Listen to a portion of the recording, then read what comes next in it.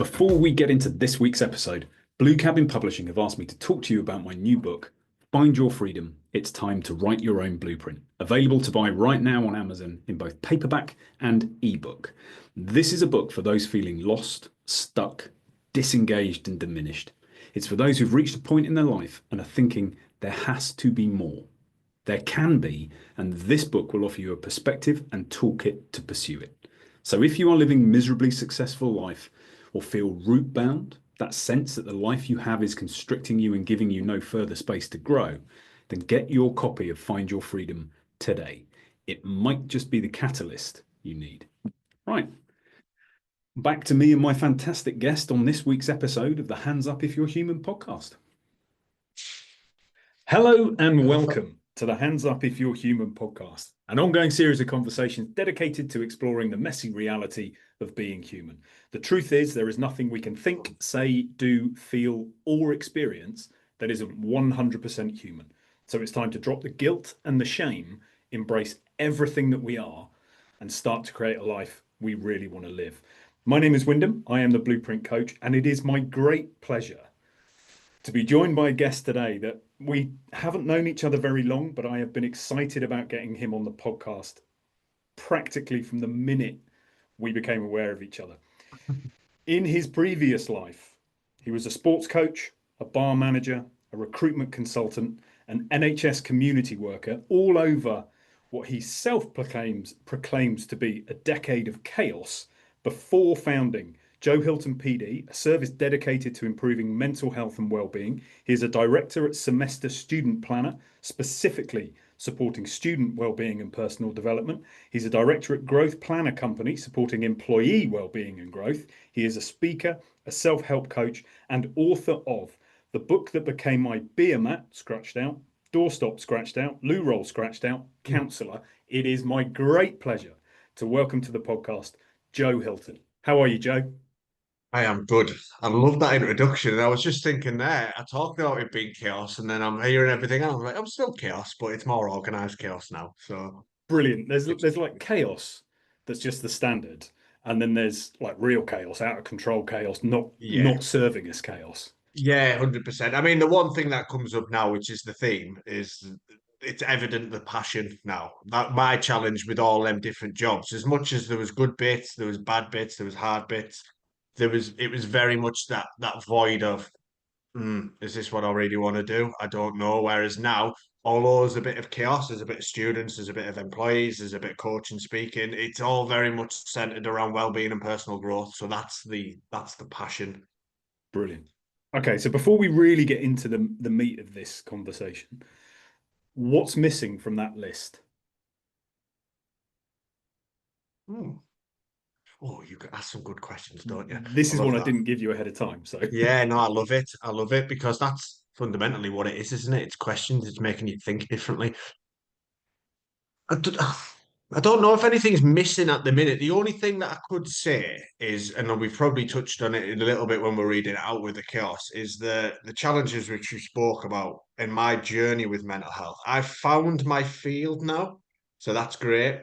But what's happened with the journey is where initially the challenges were all, what am I doing with my life? Is this it? What's my purpose? Why am I here? Those big sort of questions. I've found that field, but what I struggle with now is the pace of the modern world and how quick mm, it goes and the hustle culture, the busy mentality. So I'm going through that journey now with what I'm going through in my life to try and minimize that. So I would, is it missing? No, I don't know. Or is it a case of trying to go back to the simpler things?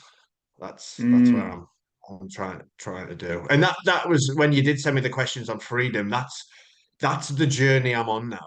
Is the journey towards more freedom. I say my two core values are freedom and adventure.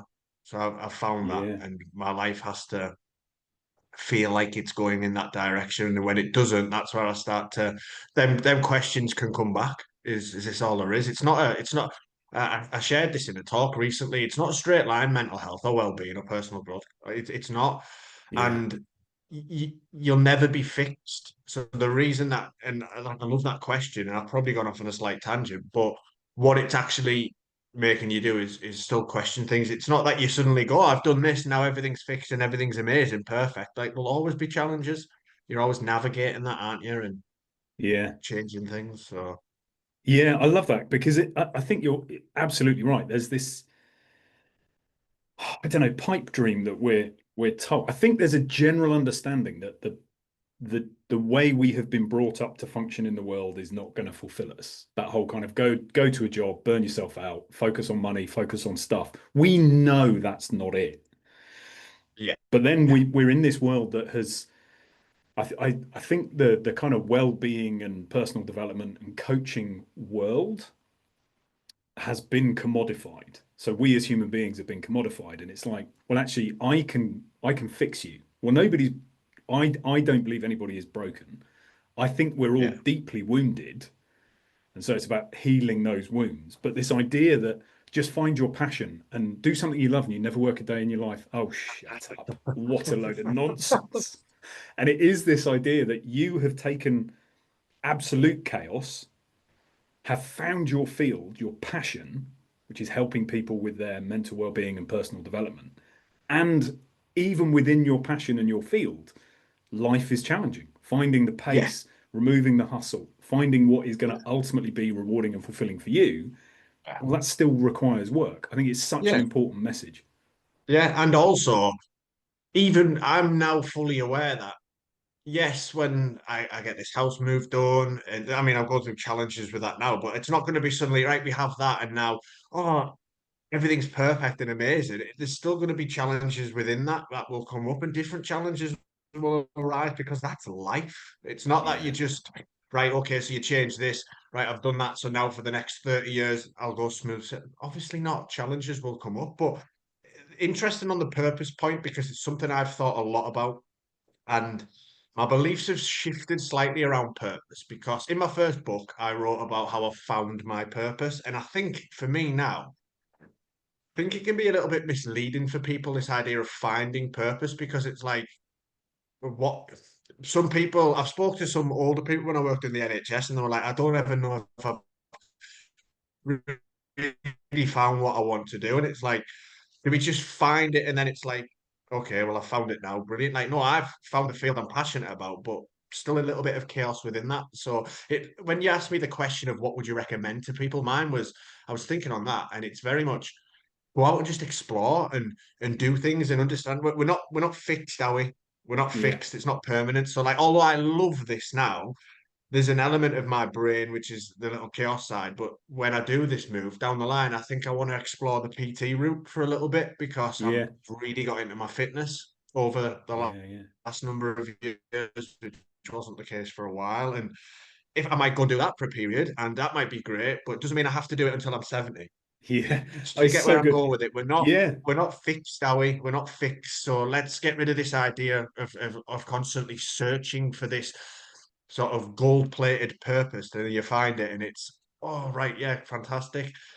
No. And I Yeah. struggle. One thing I struggle with as well is a little bit of, and it probably comes back to this hustle type of thing, is yes, do I love speaking on the topics of mental health and personal growth? Yes, I do. Do I love learning concepts? Yes, I do. Like in my spare time, I would read well-being books because it's a passion and it's a hobby and I love it. But you know what? I also love jujitsu and I also love training and I also love spending time with my partner and I also love taking my dog out and I love all these other elements of life as well. So this idea of do I sacrifice everything in pursuit of this? This is my. It's not my whole identity, is it? It's not. Mm. It's not fully who I'm. Not only that person. So, and I think that's why I struggle with this idea that we just push like, and I see it a lot in high performance type things. There's nothing against that because you learn a lot from it. But yeah, I'm not willing to sacrifice everything in pursuit Mm. of what, you know? Yeah. Oh, Joe, I knew this would be great. 7 minutes in, three of them were my intro, and we've already covered so much. I completely agree. I think again, purpose has been commodified. And like you say, it's it's Yes. it's lauded as this gold standard. Find your purpose, find your purpose, find your purpose. I've got a friend who last time I caught up with him, he said, "Why can't we just like do something for a year? Like just do something we fancy doing for a year. Like commit to it, spend a year doing it, learning about it, finding what we're good at, finding what we're bad at, improving at it. Get to the end of the year and go, brilliant! I fancy doing something else now." And going off and doing that and having that kind of a life where 100, you're just doing stuff that interests you. And it was like, yeah, 100%. completely agree, completely agree. Yeah, And I think there's this idea you also covered about your identity is not constant improvement, constant self-help, constant in inverted commas fixing yourself. I think there is I've worked with yeah, purpose and all those kind of things as well. And I spent a number of years just trying stuff on, kind of go, oh, my purpose is to help people resolve their conflicts. So I trained as a mediator and looked at that. I was like, well, that doesn't quite work. So I moved on to yoga. My purpose is to help people like me connect yeah, to who they really are. Didn't really work. And I think I've come yeah, to something much more simple because I'm on undeniably and unapologetically a spiritual journey because I don't know who I am. I don't know what I am. I don't know where I am in the universe. I'm interested in that stuff. But I've also found that it's really easy to grasp onto stuff in that and want to have an identity within it. And I think I'm getting to the point now yeah, where I think my purpose is to experience everything that this version, Wyndham, is here to experience, which is all the ups, all the yeah, downs, all the joy, all the love, all the pain, all the grief, all of it. And so yeah, not be surprised when those things come along. Don't yeah, try to push them away, but kind of go, actually, well, what is this? Let's experience this. What do I learn yeah, from this? And the stuff I 100%. do along the way simply feeds into that. Yeah, and also it's the flip side, and this isn't a knock to any individual because that individual could be content and happy. And you know what, if they am and that's what they want to do for 50 years of their life, then I'm all for it. You do that if that makes you happy. But I'm terrified of the idea of simply just doing the same thing forever because it's like no, there's so much ample opportunity out there to do things. So even right, I'll use the Iron Man as an example now. I've been thinking on this. For example, if I didn't So you're succeed, just man, to clarify for people who haven't had the conversations we've had, you're currently in training for your first Ironman triathlon, right? yes, Okay. yes. So I'm doing that, and I thought about this. So it's been a right journey and hard, but I've really give it my all. So that's great. But on thinking about this, it's like, would I do an Ironman again after this? No, for different reasons, but also one of them being that there's plenty of other things that I'd like to try as well. And Yeah. I don't want to be a triathlete. And you know, again, I admire if somebody wants to dedicate the whole life to that field and become the best that they great. Like I'm all for you doing that. But there's a part of me that's already like, well, I'll have done that. So what will I do differently next time? Is there another? And the whole reason I did the Ironman in the first place is because from the endurance events I've done over the last few years, a lot of it was running and climbing. So I was like, well, I want to add a little bit more into it. And then next year it might be something completely different. And it's just this Mm. idea of trying to experience as many different things and go through different journeys so you learn different things from each one. I say this all the time. Each endurance event I've done over the last 5 years has taught me something different. There's been a different challenge in Yeah. each one. And that's important for me to get those different Mm. experiences. Yeah. Brilliant. Brilliant. I So love it. yeah. Okay. So into the first question proper. What this season, Yes. as you know, is about finding your freedom. Linked to my new book that's just come Yes. out. What does finding your freedom mean to you, Joe Hilton? So let me go to my journal because I spent about well, a lot of hours doing things on Saturday. I went away in the van on Saturday and yeah, I had an experience.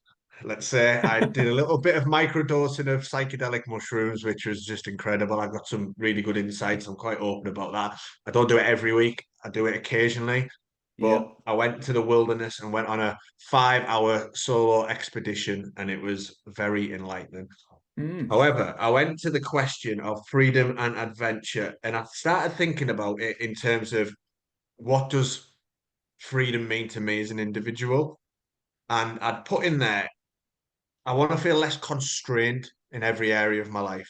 So I broke that down into a few different sections. So the simple way I can put this is, and not everyone will agree with this, but for me, no boss, no kids, no mortgage. They're the three things that I want, right? I Right. don't like constraints. So I'll be dead honest, right? One thing I really struggle with is I hate being told what to do.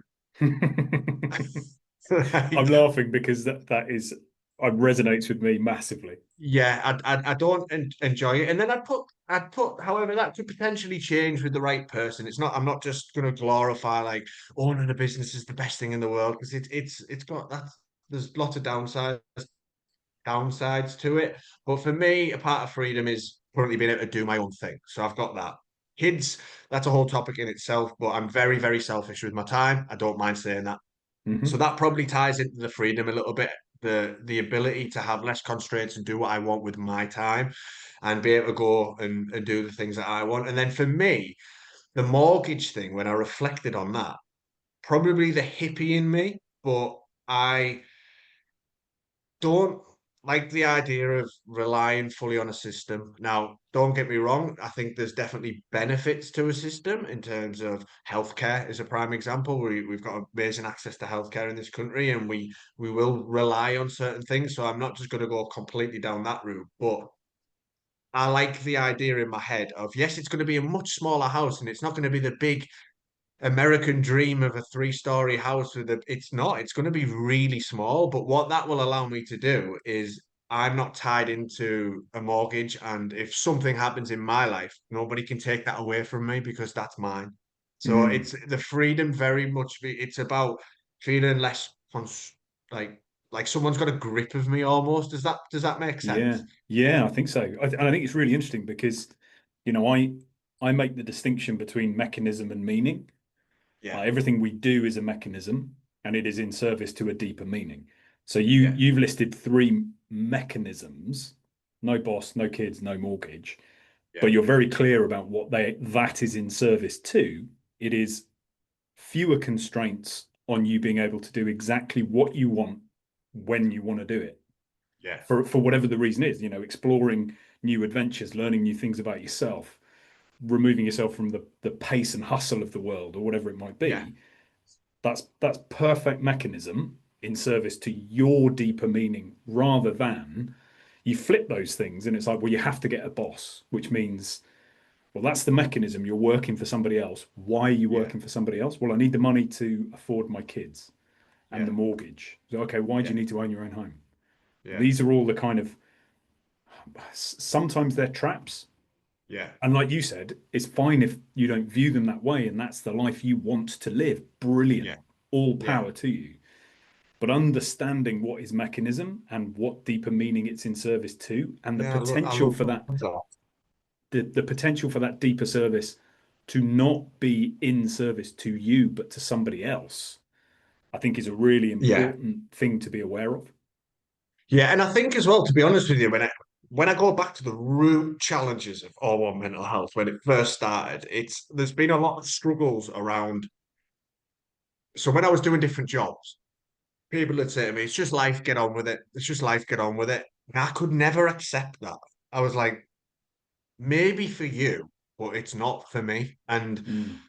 that's where this whole search started. But I heard something on a podcast a while back, or it might have been a clip on social media, and it really like pierced my soul, is the best way to describe it. And it was Joe Rogan, and he talked about something, and it was this idea of he called it quiet desperation. So he was like, "There's so many people living in quiet desperation, and it's this idea of my house is so much that I have no option but to work 60 hours a week to afford it. Like I've got kids who rely on me and it's expensive and it's this type of thing. Now, I think a lot of people's way of looking at that is we think the way to solve that challenge is to earn more money because when we earn more money, we've got greater freedom, etc. like that.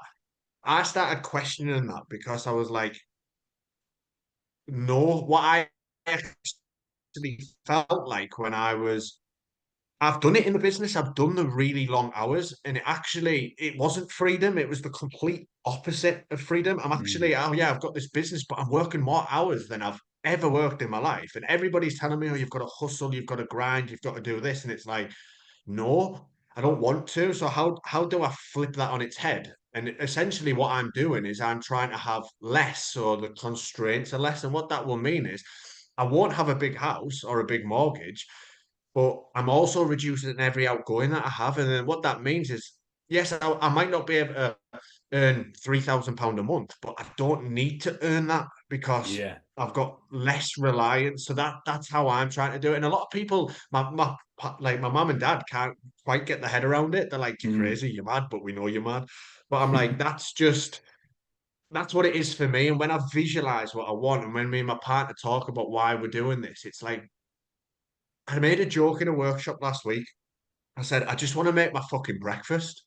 Now, that might sound crazy, but I was like, often when I'm in this hustle and bustle, I'll hop to Greg's and I'll get a sandwich or coffee on the way in the car, or I'll grab a meal deal when I'm coming back from a workshop and I'll come back and do the emails. And then I look at some cultures like in Italy, for example, and that meal time is a sacred time. And I was saying to my partner, I want to wake up in the morning and have a coffee in bed with you and make breakfast, and then we'll go to work. I want to work. I need to do something. Like I don't want to work at all. But I was like, it's that constraints again.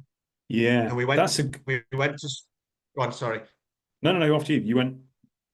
I was going to say, like, we went to Scotland a few weeks. I've realised for me, my peaceful place is the outdoors. It's my van, and we went to Scotland about 2 weeks ago. Me and my partner. We stayed in a little lodge. Woke up on the morning, made a little bacon sandwich. We had coffee in bed together, and we were like, this isn't like much in the grand scheme of things, but it's everything, you know. Mm. It's and that's what I'm working towards. That's what really drives me now. And that's even the challenges I'm going through because I could pull my hair out at the minute with what we're trying to do. But it's keeping focused on that long term vision of of that's what I want. And if we go back, and I really love the part you said about mechanism because I've never thought of it in that way. And you're right. There's actually this is the vehicle to do it, but there's a deeper meaning behind it. And I think even where I want to get to long term is if I said if I do go down the PT route, I'd like to do that at home.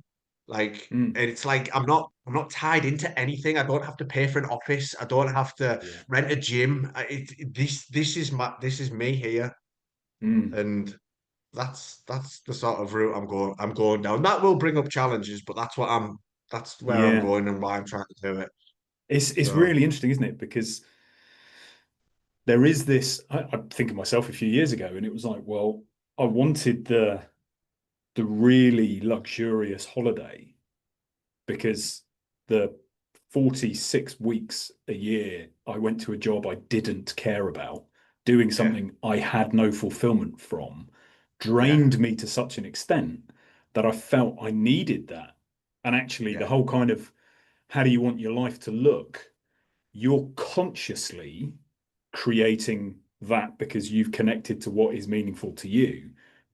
Most people, we adopt what we've been told. And most of us have been told you start a family, you get a house, you buy a nice car.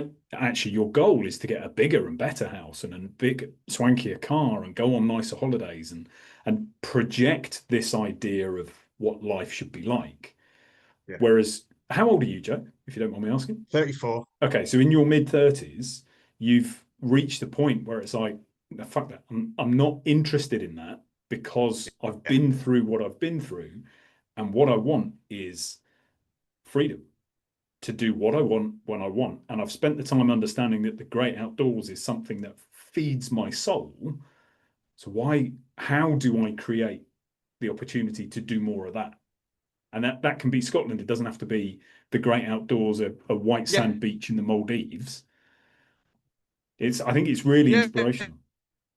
yeah. And don't get me wrong, I still might want to do that stuff because I do. Yeah. I love traveling. I love seeing new places. So, like me and my partner have both said, sorry, my internet's just got a little bit funny there. We're back. Me and my partner have both said that we love traveling. We've done a lot of traveling, and part of this is to do more traveling as we get older. And when the dog's not here, and we won't be tied into the mortgage, so we can go and see new places. But on the same hand, it's worth noting that I've also been that individual. Like when I was in my 20s, I would probably, as I'm trying to find this identity, I'd go and spend £600 of money that I didn't have on a designer piece of clothing because Mm.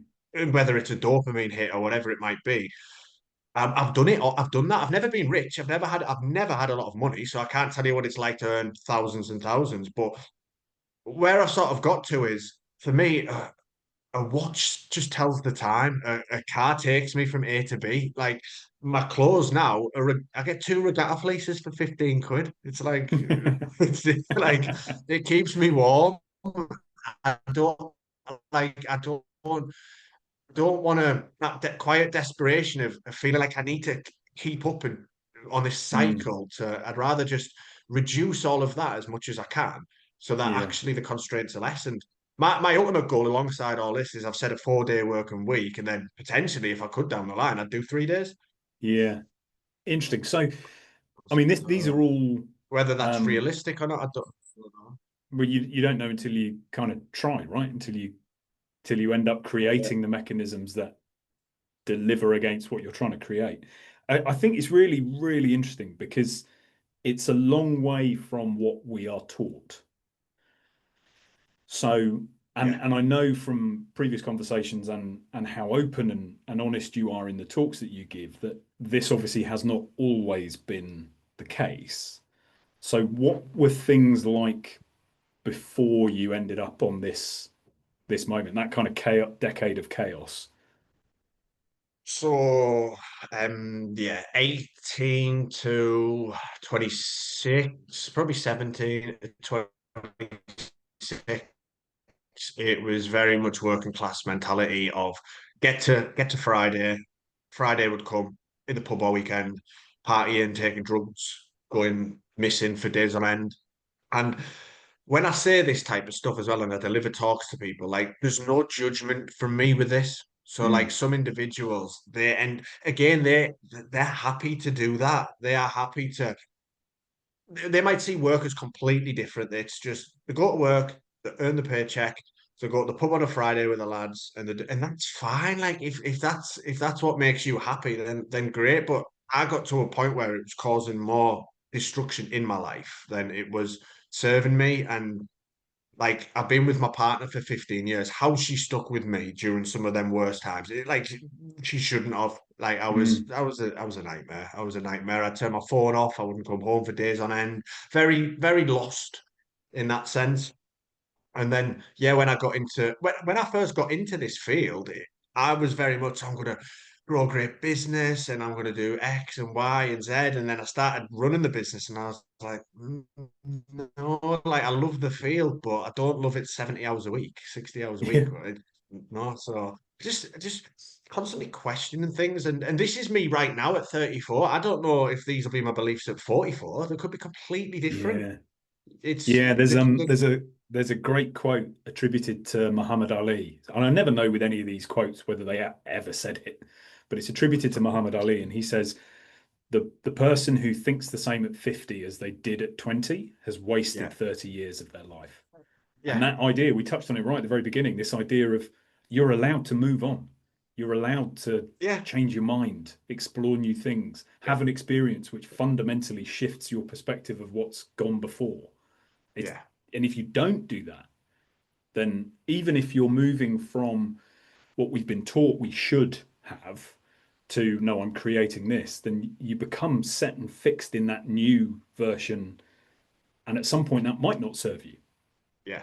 And I think as well, like if I and to be dead honest about stuff as well, like, and I talk about this, and it's not that I'm like I don't actively sort of push this on people because, like, no, like, yeah, you have to do research and whatnot. But I had an experience 3 years ago when I went and did ayahuasca, which I don't know if you know anything about ayahuasca. I know of it, but please. Yeah, it's the strongest psychedelic on the planet, basically. I went to a retreat down in the UK, which was very much under wraps because of It's not like legal I over can't say here. the word, but the legalities of it. Yeah. And I went and did it, And I didn't ever think there was anything that had happened in my life I used to always feel guilty about my mental health because I was like, what? Feel this low about a job. Like there's people who've been through all sorts of things, and here I am, can't choose a career, and he's depressed as a result of it. And I felt guilty about it. However, when I started talking about it, a lot of people come forward, and that sort of stemmed this interest in this field because I realized I wasn't the only young man who was lost in life. Let's put it that way. There's a Mm. lot of people who felt the same. But Yeah. I went and did this ayahuasca retreat, and it was really hard. Like for 2 days, I cried like I have never cried in my life. And it brought up a lot of stuff from my childhood where my granddad had passed. And I always remember the day. I remember it crystal clear. I remember where I was sat. I remember my mum telling me. I remember everything. And I'd never spoken about it. I'd never processed it. I'd never dealt with it. And that was really hard. And then on the third day, I had this moment where I was just in what I can only describe as pure peace. I'd never felt anything like it. I was away in this like meditation. I was floating away in this wherever I was, I don't know. And I just felt an element of peace that I'd never felt in my life. And it was the first time in a long time I'd felt that because I'd spent so many years arguing with myself in my head from morning Mm. until night. And that's why journaling became a great tool. I had this feeling, and then I went outside, and I know this is my hippie in me, and this has definitely been, if you look at my transition, I'm definitely moving more towards that side of things. But I just felt this like deeper connection to something, and I can't describe what it was.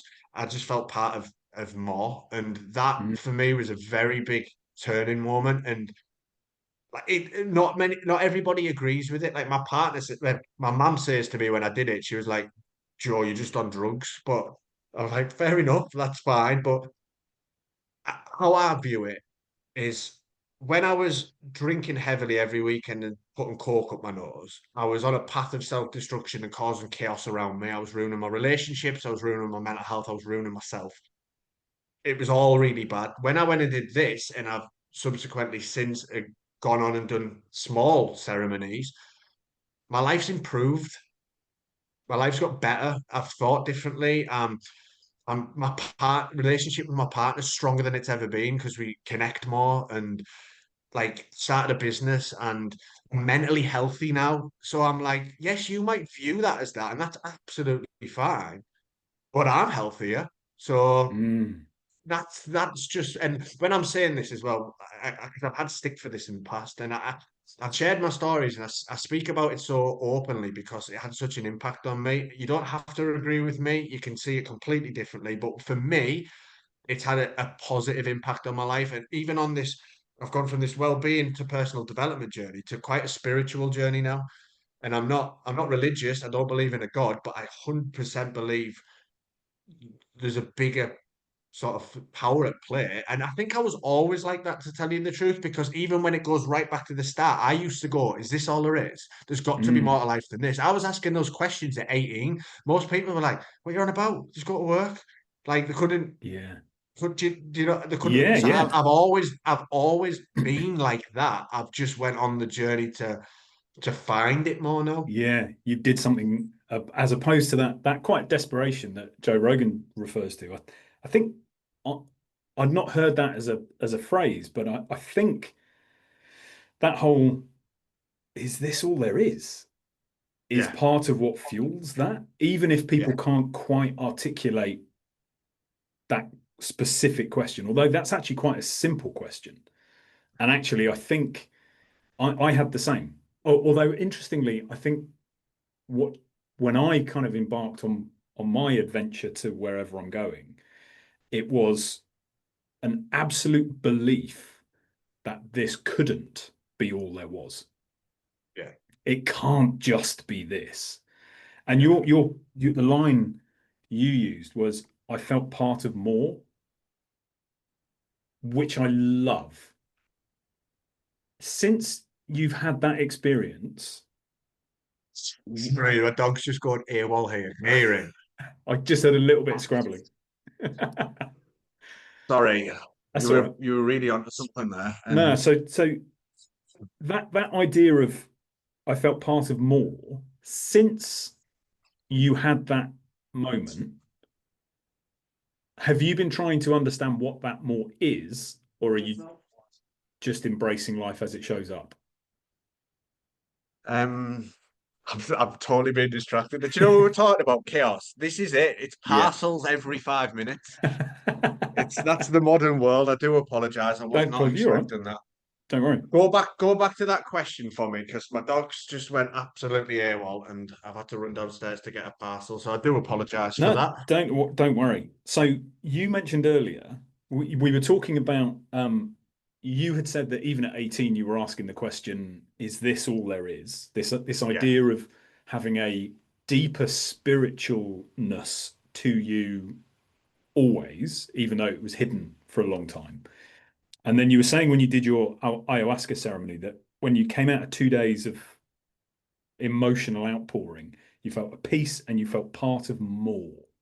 yeah. What's your relationship with that more now?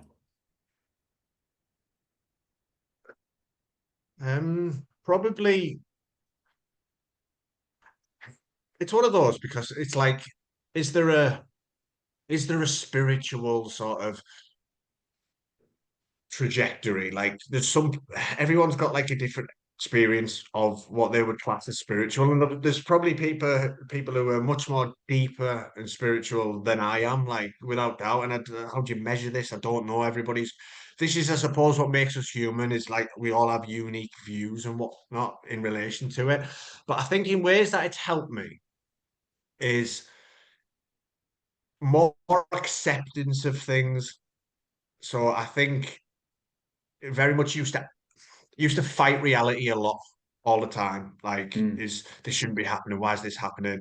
And yeah, whereas now I think it's helped in a sense of leading to greater peace of we can't control everything. So why are we trying to? And just an understanding of that in itself is better. And I'm not perfect with this. And when I teach you stuff, I'm still have challenges like that's just really irritated me. The parcel come at the door and the yeah, like it's not like yeah, like it's just and the dog go. It's not that it's so there's still challenges that I have, no doubt, but I've just found a greater sense of peace with the more acceptance of things. And I remember it's not just been ayahuasca or so, it's been reading things as well. Like philosophy helped a lot for me, reading different beliefs like Buddhism, Taoism, Stoic philosophy, just seeing how different people thought. That helped an awful Mm, lot as well. And yeah, there was a great book called The Surrender Experiment by a guy called Michael Singer. I don't know if you've read that. I haven't. I've heard of And him. he talks about he goes on this experiment essentially to he just surrenders to life. And when things come up, rather than constantly fighting it, he just deals with it as it's happening. And he's not saying, "Oh, this is easy," because it's not. It's like life is hard. Life throws us curveballs and challenges, but how he approaches it is rather than going into a complete state of suffering. It's this is happening, and I just think sometimes although it's hard, having those beliefs of there's a bigger thing at play here can just ease that suffering a little bit sometimes. Yeah, At least that's my beliefs anyway. And I know when I talk about this stuff to so many people, it's just woo woo hippie, away with the fairies, this type of thing. Like I've had that time and time again, and there's definitely some people who are much deeper than I am, and I see it and I go, "Ooh, that makes me feel uncomfortable. It's almost yeah, too much. It's too much for me." yeah, But definitely, as I've gone on that journey, adding that element in, whether it's philosophy, spirituality, just reading something around it, it's just helped me think differently. That's it, and yeah, it's helped. And if that's helped me, that's fine. And I'll give you a simple example of how I can relate to this in other ways. Is a friend who has gone through a recovery program for addiction. They go through the 12 steps, the surrender to a higher power. I don't know hmm, much about the program, I've not been through it, but that has helped him in many ways. And it won't help every single individual, but it's helped him. And I'm like, if that brings you peace and it brings you an easier understanding of things, which helps you, then it doesn't matter how wacky it is.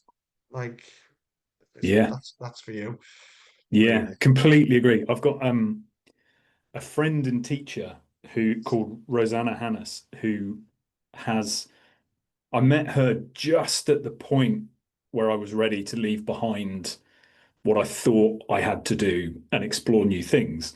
And that was at the point that I realized my certainties in what I thought were keeping me trapped. They were the Yeah, problem. And I met her, and my description of her at the time was she's like queen of the woo woo. She is way out there. yeah, And she remains that for me. yeah, I'm moving, I'm exploring stuff, I'm entertaining the things that she says. But so is she. She's still moving because she's still on her journey. yeah, And she consistently presents me with things that make me go, what the fuck is she talking about? yeah, But whereas previously I would have run away from that, now it's a genuine question. It's like, yeah, what the fuck does that mean? And how yeah, can I kind of get my fingertips on it? I don't need to accept it all. I don't need to kind of embrace it all. But is there something I can just, okay. I work with the concept of bridge to 10% because I don't have to take it all. But if I can open myself to the idea that I can learn from anybody, yeah, my responsibility is to bridge to find the 10% I'm learning from, good or bad, positive, negative, what I want to add, what I want to take away, whatever it might be. At that point, it doesn't matter what people are saying yeah. because the work is mine. Yeah, 100%. And that's it, isn't it? It's about, and I think that it's having that open-mindedness sometimes just to see others' perspectives. But I'm dead. I should talk about this stuff, and to some people it makes them go, "Oh no, Yeah. like that's too strange for me." But then I'm only speaking from my experience. Yeah. That's all I can do. I can only speak from what I experienced and I have experienced. But I still look at some people where it makes me go, "Oh, that's too much. No, I Yeah. can't. I can't get on board with that. I can't." But I'll still listen. I'll still explore it and things like that. So yeah, it's. I'm still, even though I am quite down that route, and I always joke I'm like transitioning to a hippie. Like there's still part of me that has the short back and sides and wears sports gear and like Yeah. it's like my mum always jokes she fears I'm going to get dreadlocks and wear peace and love t-shirt, but it's like I don't know. I'm okay with where I'm at with it for Yeah. now, but I can find it quite enlightening. Like I can find it can ask sort of deeper things. I had a really interesting, and I'm going to go quite deep now. And even Mm. my partner turned around, she went, "Oh, Joe," but she loves it. But I had something the other day, and it sounds really sort of strange when I say it, but she was trying to give us a cuddle before I went camping, and I was just exhausted, and I was like, "Oh, not really feeling it, blah blah blah." And she was like, "All right, no bother." I went camping and stuff like that, and as I'm like going on this walk, I said, I had just had this thought of should have really given my partner a cuddle. Like I 100% should have, just because it makes her feel nice more than anything. So like as I was switching off from the chaos, I was having this thought, and then I thought it's also like the other thought I had was when I'm doing this, and this does sound a bit woo-woo, but I was like, I'm almost rejecting myself that opportunity as well. You Mm. know, like my partner wants to just give you a cuddle and show you that she loves you, and I'm going, oh, I'm not feeling it today, and then going out, and it's like no, I'm not giving myself that opportunity. So like going into the quiet, into the nature where there's no distractions and I'm just walking and I'm thinking, maybe just go, oh, maybe I should have done that a bit better. And then when I come home yesterday, I was like, sorry for not giving you a cuddle yesterday, darling. Like I should have. And I give her one and she was like, you daft sod. But like Yeah. it just you need that time to think on things, I think sometimes. And that's what Yeah. away, even away, don't even think about psychedelics or anything like that because it doesn't need to just be that. Like sometimes you can just go camping and just literally take a journal and have some peace and quiet. But what that space allows you to do, which I don't think enough people allow themselves to do in this day and age, is just think and switch off and slow down and actually give your brain the opportunity to reflect on things and think, could I have done that a little bit better? Should I have done that a little bit differently? Because that's one small example in a relationship, but we do it at work every day.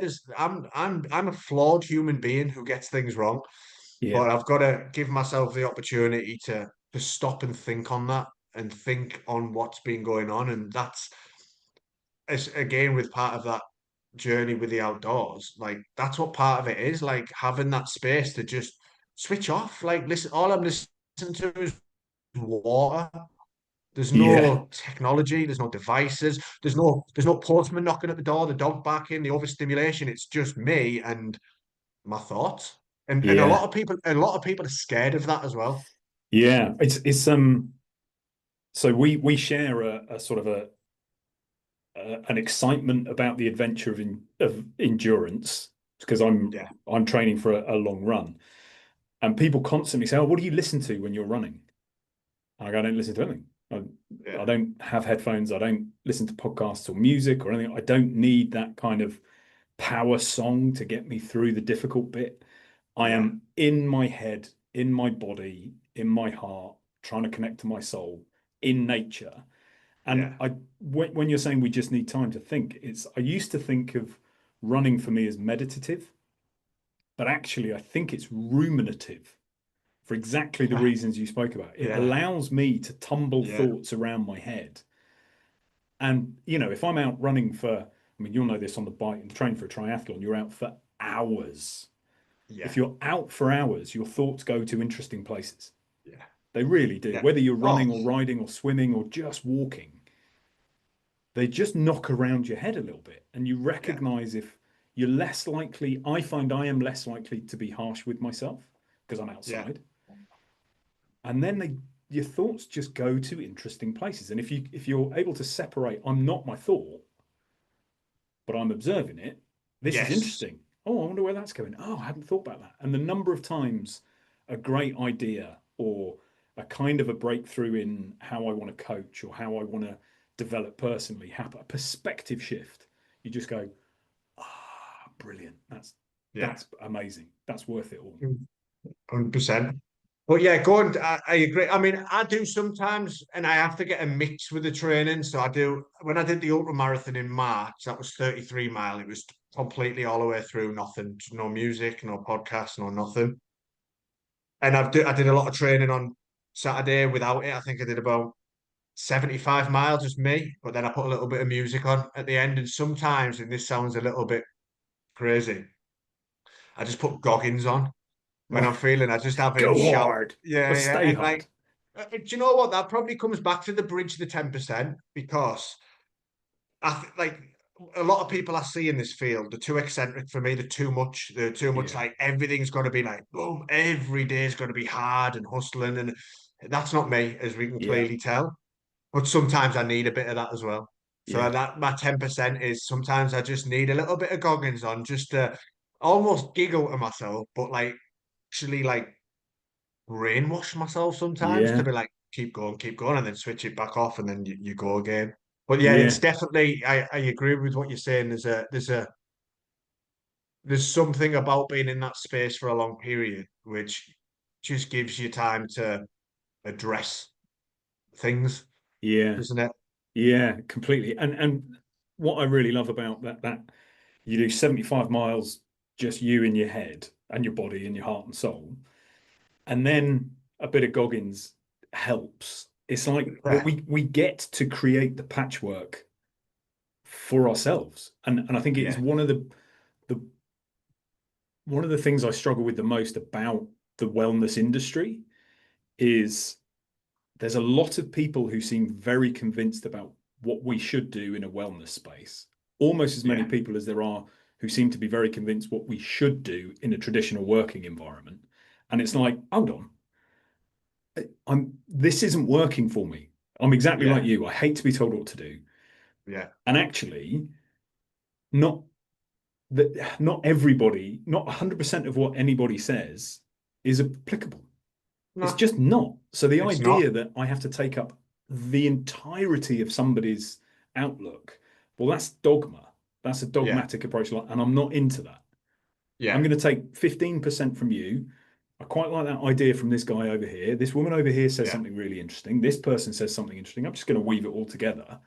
And in doing that, I have found the likelihood of me judging myself goes through the floor. It's like yeah, I'm almost, but I'm a flawed human, so I do still judge myself, but it's way less than I used to. And with that, and I think you're the same from what you've been saying, is like I judge other people way less. It's like I yeah, get it. You're doing the best you can do with yeah, what you have. I'm doing the Yeah. best I can do. I don't judge you for doing stuff that I don't agree with or that doesn't resonate with me. You do you. Yeah. If you're happy, brilliant. If you're not, Yeah. then maybe ask yourself the question, what could you look at? What could you Yeah. change in order to create more of that?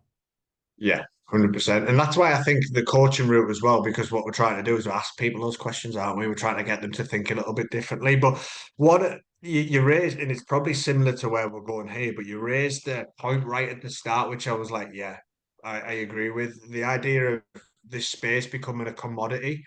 And Yeah. it's something that I've really struggled with. And you've probably seen on my LinkedIn, I'm dead open about I just fucking hate sales. Yeah. And people are like, you've got to get over that. It's fear, it's this. I'm like, it's not fear, mate. Like it's not, I'm not bothered if someone says I don't want your product. Like I genuinely don't. Where I struggle with it, it comes probably from this deep rooted idea of like a system and com- capitalism and X, Y, and Z. But where I get really annoyed is I look around it, see some book titles. This book will save your life, 10x your life. It's like, no, you're just fucking selling to me, mate, because like it's not gonna. And I Yeah. say this, why I struggle with, let's say, selling is I create really nice journals and it really helped me. And you know what? It might help you a little bit, but it's not gonna fix your life. Yeah.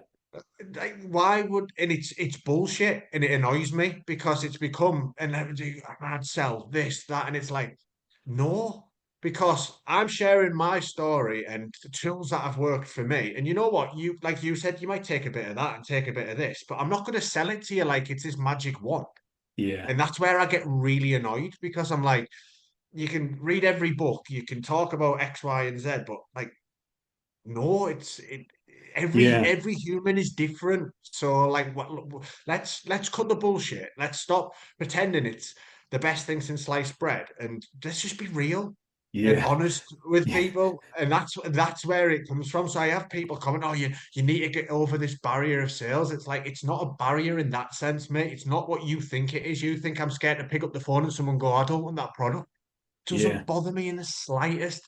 Okay, no problem. That's fine.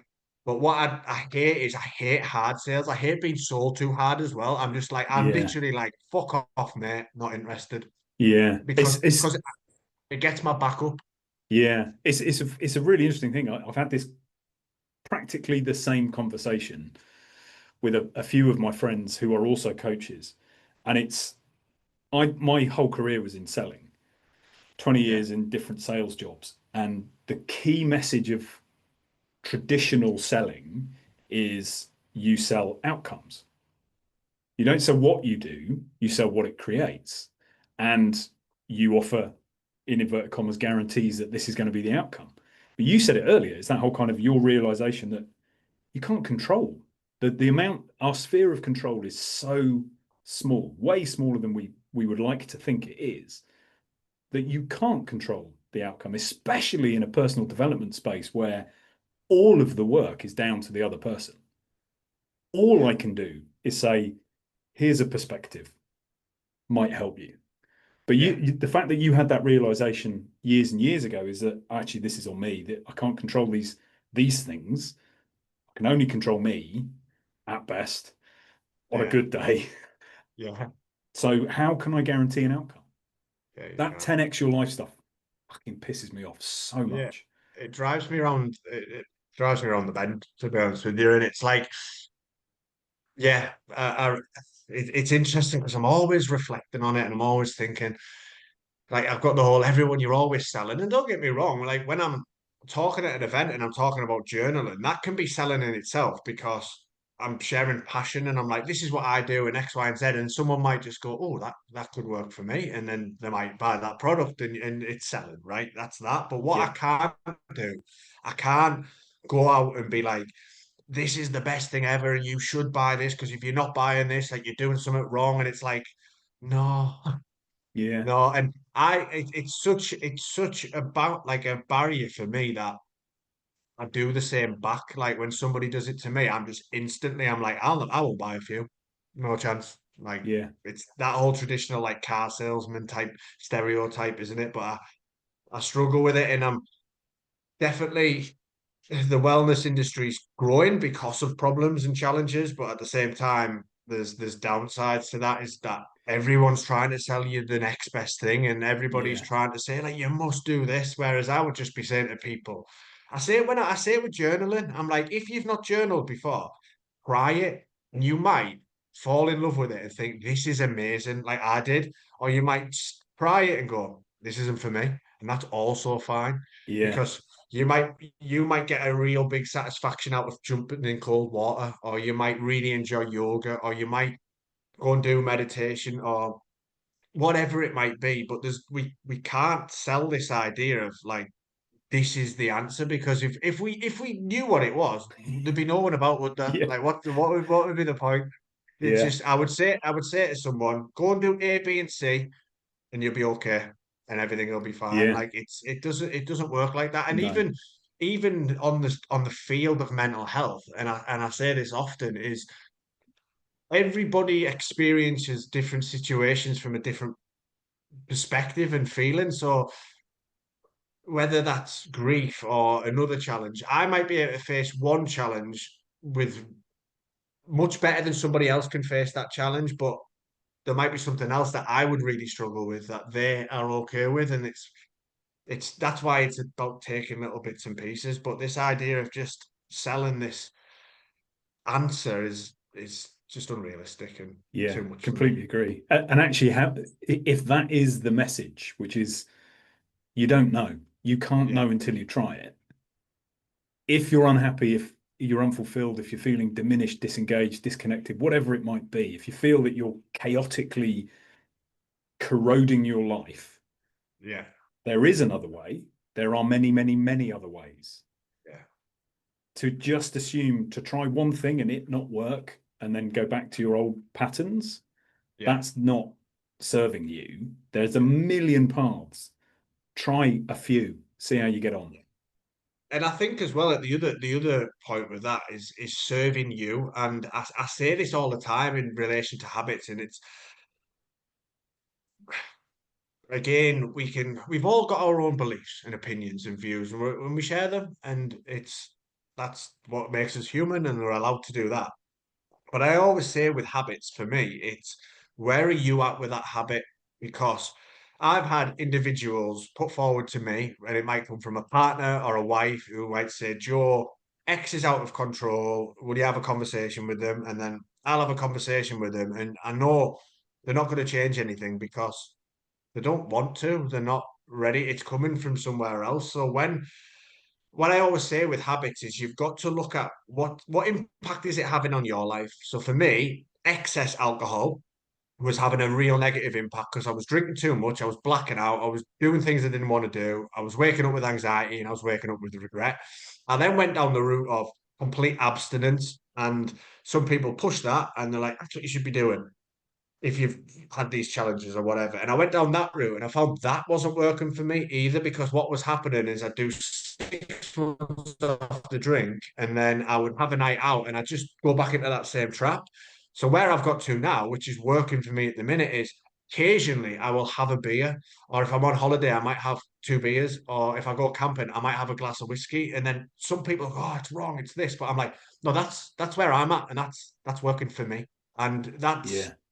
that's why there's no one size fits all, is there, fundamentally? But I always say with habits, you want to, it's when it's having an impact on you negatively and you feel like there's something I need to do about this, that's when you can start wanting to make those changes. But if it's not, then who is that person to say this is wrong? Or Yeah. you like this is the right way to do it because it's not. It's Yeah. different to each individual.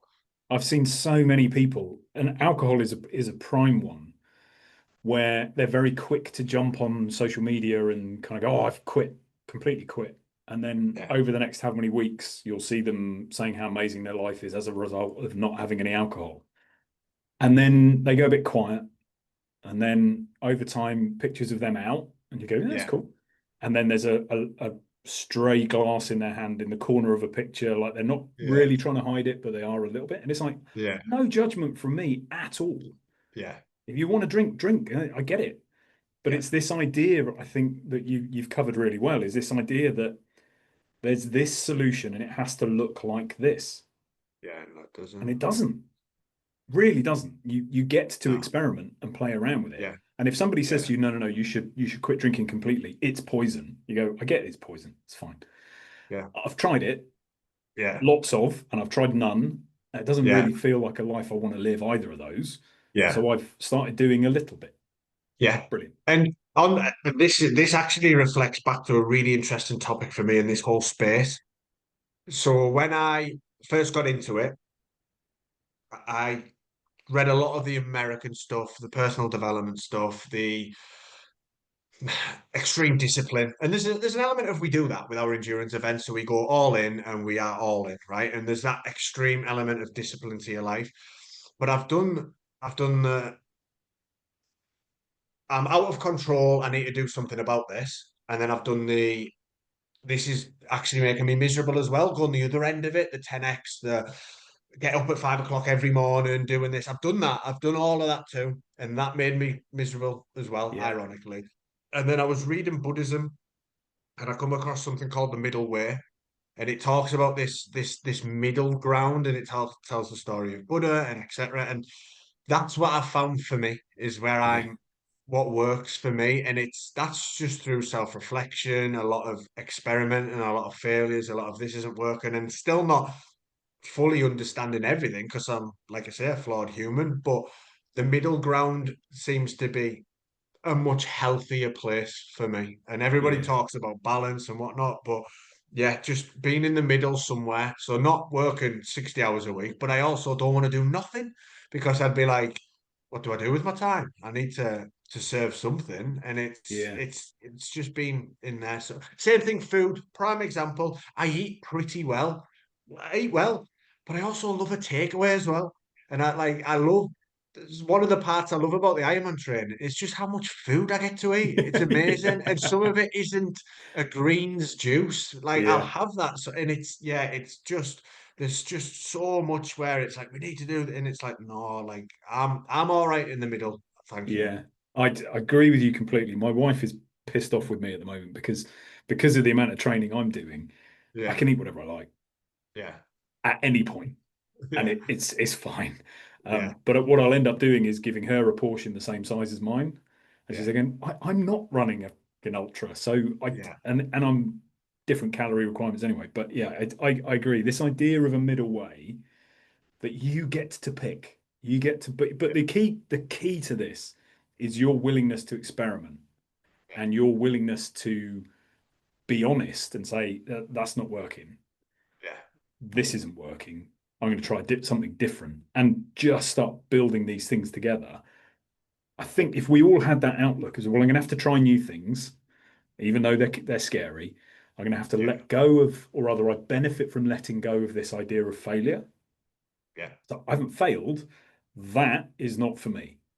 yeah, I'll find a different way. Then I think life becomes the adventure that you said is one of your kind of values, freedom and yeah, adventure. Is like, well, if you can look at life like that, then anything and everything can serve your deeper purpose because yeah, you're learning, you're growing, you're adventuring. I think it's brilliant. I am conscious of our time, and as often on these podcasts, I've only asked one question. So I want to move to the second question. Second question is, with all you've articulated really nicely the fact that you're open to lots and lots of things, you have a philosophy and outlook, an approach, and you're a flawed human. So, what is something you are consistently having to create freedom from? yeah. And I did reflect on that one as well. And it's probably if I go into this, it's potentially maybe repeating things a little bit, but when I put about what am I creating freedom from, I was like, I don't know if this is necessarily a bad thing or a good thing, but my going camping in the camper van, going camping is 100% a form of escapism for me. I know it is because I've had people in the past talk about, I mean, I'd probably consider doing outdoor activities from a personal trainer point of view, but I've always said I wouldn't want to turn it into a business because people are like, you should look at retreats where you take people camping. And I'm like, no, because that is my hobby. I love it, and it takes me away from Yeah. this type of life. So I've created a lot of I've moved towards that to take me away essentially from the hustle and bustle, hustle culture, because it's too much for me and I can't deal with it. But on the same hand, there's probably a benefit to that because what it's made me do is question things and go, actually, no, this isn't what I want. I want more freedom and more adventure, and this gives me it. So, as much as I've ran away from a certain way of life in the sense of hustle culture, what it's actually made me do is move towards the life that I want. Does that make Yeah. sense? Yeah, yeah, absolutely. That's brilliant because typically I think the answer not the specific answer, but the type of answer I expect to that question is this is one of my old blueprint patterns that snaps back and it maybe it's doubt, maybe it's fear, maybe it's whatever it might be. And typically that's what I've heard Yeah, is like these old negative things. Actually, your approach to it is, well, what I'm escaping from is the hustle, the pace, the constant grind of a life I have already identified I don't want to be in. yeah, So that's what I'm escaping from. And my mechanism for that is I go wild camping and I do that. I go out in the van and yeah, I think because it just offers this shift of like, well, we can escape what we don't want. And in doing, it's interesting because getting rid of what we don't want doesn't give us what we do want, gives us yeah, a void. But you have identified what you do want, time in yeah, nature.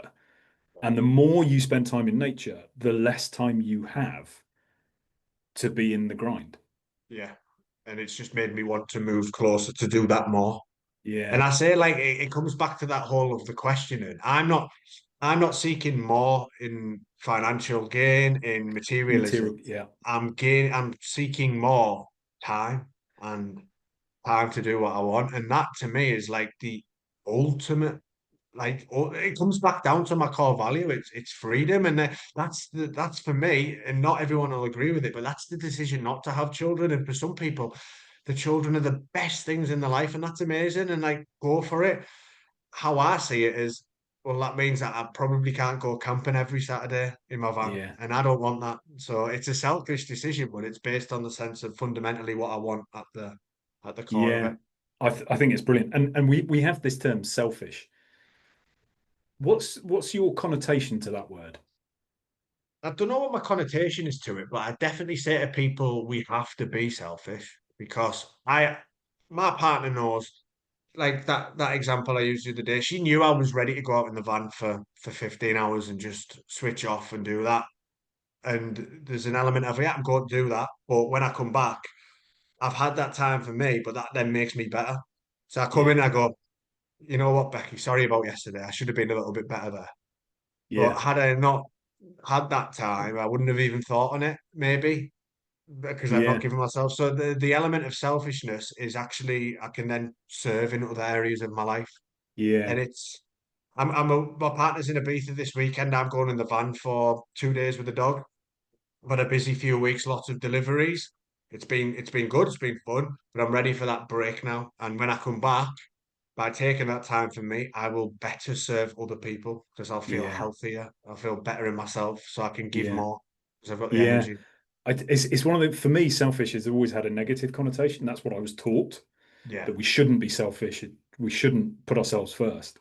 But I agree with you 100%. Everything you've said, I agree with completely that if we never take care of ourselves, however that has to look for us individually, if we never take care of ourselves, eventually we get to a point where we are incapable of taking care of other people. yeah, And I don't mean doing everything for them. I mean just being there yeah, supportively and being the rock if they need a rock, being the cheerleader if they need that, whatever it might be. If we don't take care of ourselves, we'll reach a point where we can't take care of anybody. yeah, I think exactly. it's brilliant. And I think it sort of leads us to the third question, which I think you've answered, but I'm going to ask it anyway so you can just pin it down, which is what are you creating freedom to? Yeah. So more creative freedom to more time, more opportunity, more more of the important things in life, like the opportunities to have a coffee in bed with my partner and to be able to do what I want when I want. I mean, there'll always be an element of life doesn't always work like that, Joe. Sometimes you'll have to do things you don't want to do. I'm not naive to that, but I always want the one part I love about things like this is, and I can use a friend as an example, and we had this conversation. He was like, I sometimes see your life, Joe. And he was like, I've got kids, I've got a job, I've got X, Y, and Z. And he was like, you always seem to be the guy who can go, yeah, I'm going to come if we're doing that, if there's a trip booked in. That's what I want. I like that idea of being able to, right, I'll go to jiu-jitsu this afternoon. Of course I can. And Mm. we've just booked to go to Scotland with a few of the lads at the back end of September where we're going right into the sticks. It's a yes from me. Like I want to be able to do that. And even down to the work point. And this isn't always easy because I don't mind saying there's definitely been times over the last number of years where we've had to take the work. Like we need the cash. We need the cash flow. Without it, we'd be really struggling. I want to be at a point where I have even more scope and flexibility to choose the projects that I want to do. Does that make sense? Yeah, Because I yeah, think like absolutely. it's running a business is difficult, and we've been doing it for 4 years now. We've had some rough, hard rides with the America thing that's just come off. It'll put us in a much better position.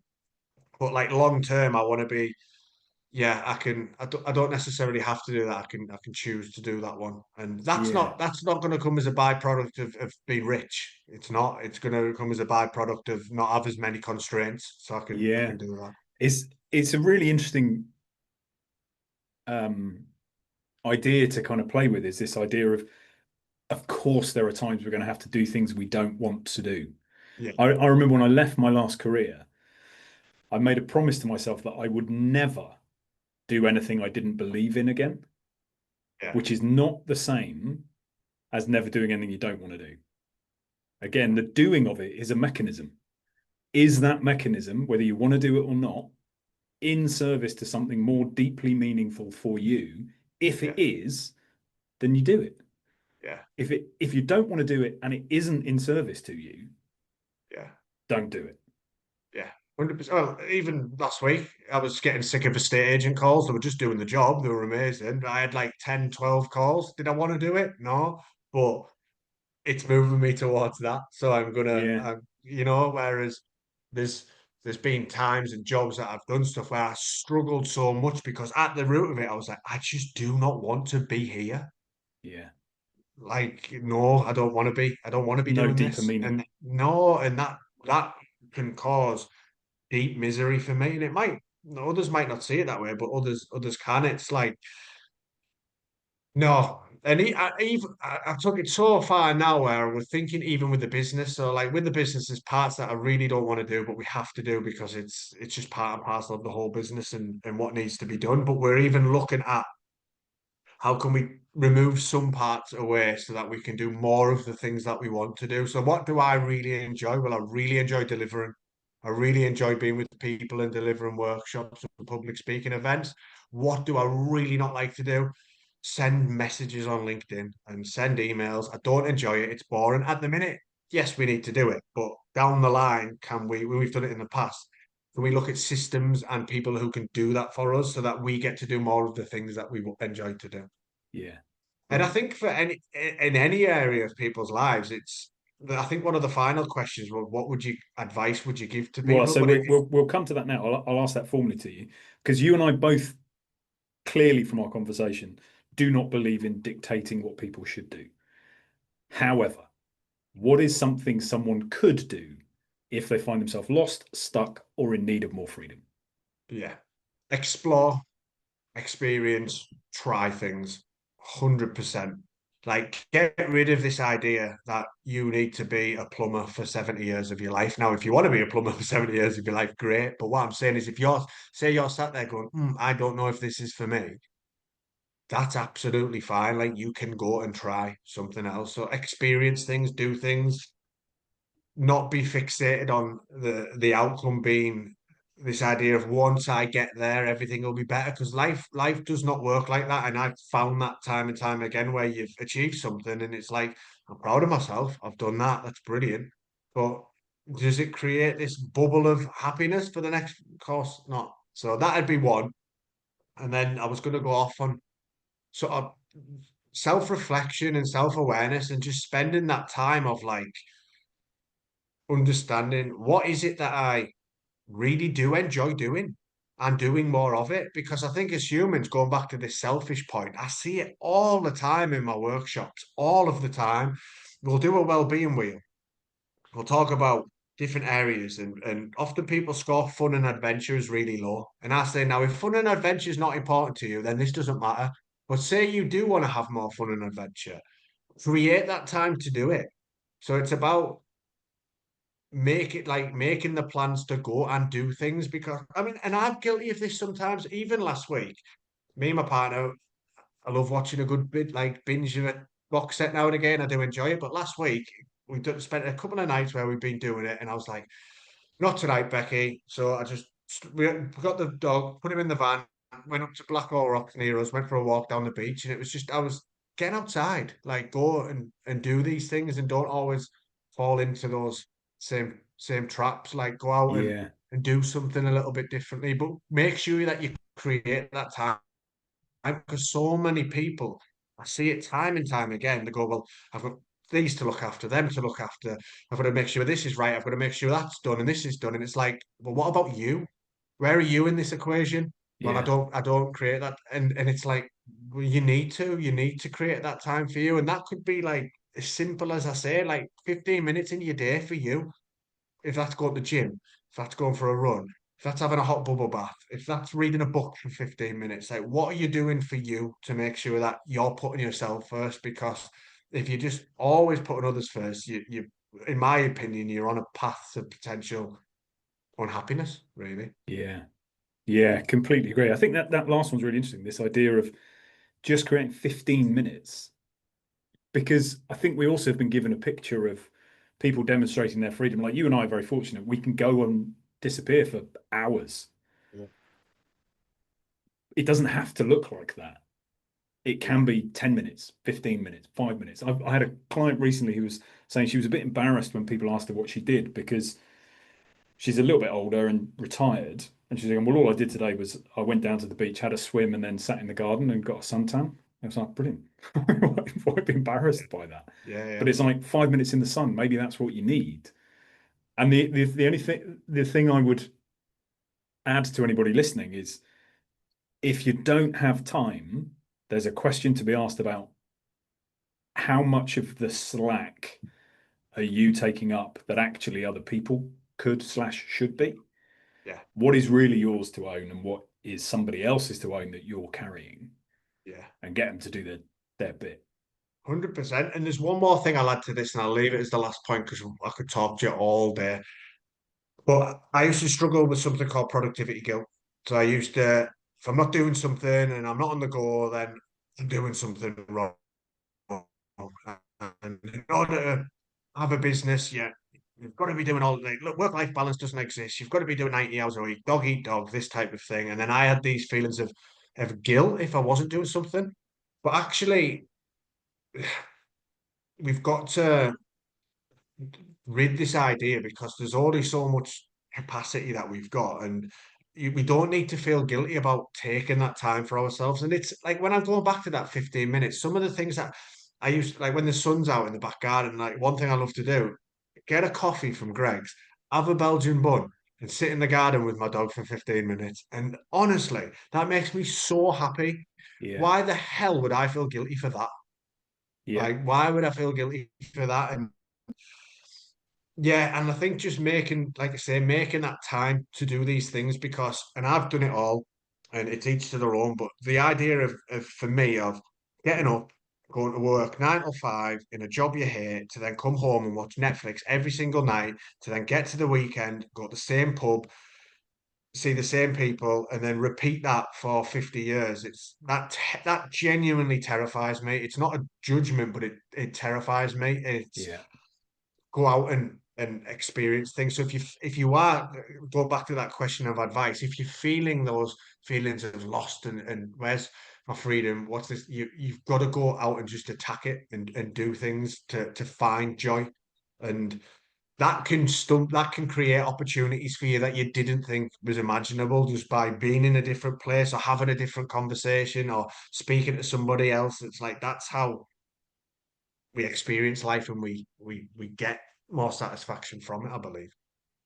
Brilliant. So, Joe, thank you so much for your time. thank you. Sorry for talking If so much. not at all, that's the point. Yeah, well, yeah, it is that.